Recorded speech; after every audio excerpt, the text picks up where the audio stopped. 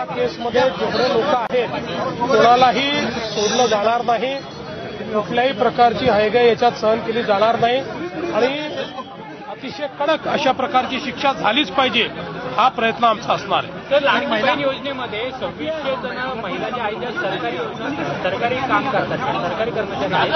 असं आहे की लाडकी बहिणीच्या निकषात नसलेल्या काही लोकांनी अर्ज करून त्या काळामध्ये याचा लाभ घेतलेला आहे. माहिती असल्यामुळेच आम्ही सातत्याने या संदर्भात काही चौकशी करतो आहोत. त्यातनं जे जे लोक अशा प्रकारे आम्हाला सापडतात त्यांना आम्ही कमी करतो आहोत.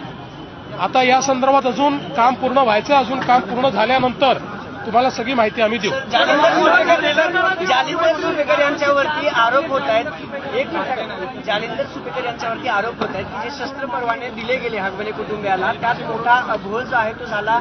आज पुन्हा एक बातमी आली की पत्ते बदलले गेले, ते स्वतः मामा आहेत या सगळ्या प्रकरणात, अधिकार देखील काढून घेतले. असं आहे की अशा प्रकारची तक्रार आलेली आहे.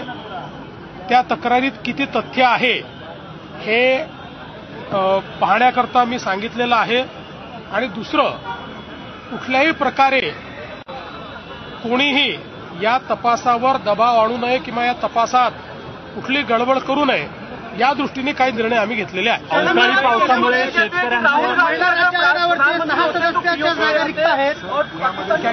तेलंगाना के मुख्यमंत्री का बयान है कि अगर राहुल गांधी पीएम होते तो पाकिस्तान के 2 टुकड़े करके पीओके ले आते, क्या जवाब देंगे उनको आप? दिन में बयान दिया या रात में दिया है? महिला राज्य आयोगाच्या 6 सदस्यांच्या जागा रिक्त आहेत गेल्या वर्षभरापासून. त्या राज्य सरकार कधी भरणार आहे? सगळी प्रोसेस काही नक्की निश्चितपणे लवकरात लवकर भरू. आणि रुपाली तलावांच्या राजीनाम्याबाबत आपण सरकार काय विचार करत आहे? जास्त वेपनच्या परवानगी आतापर्यंत गेले 2 वर्ष 3 वर्षामध्ये पुणे पोलिसांनी असं आहे की ज्या काही या ठिकाणी वेपनच्या परवानग्या दिलेल्या आहेत निश्चितपणे त्याचा आढावा घेण्यात येईल आणि कुठलंही चुकीचं ची परवानगी दिली असेल तर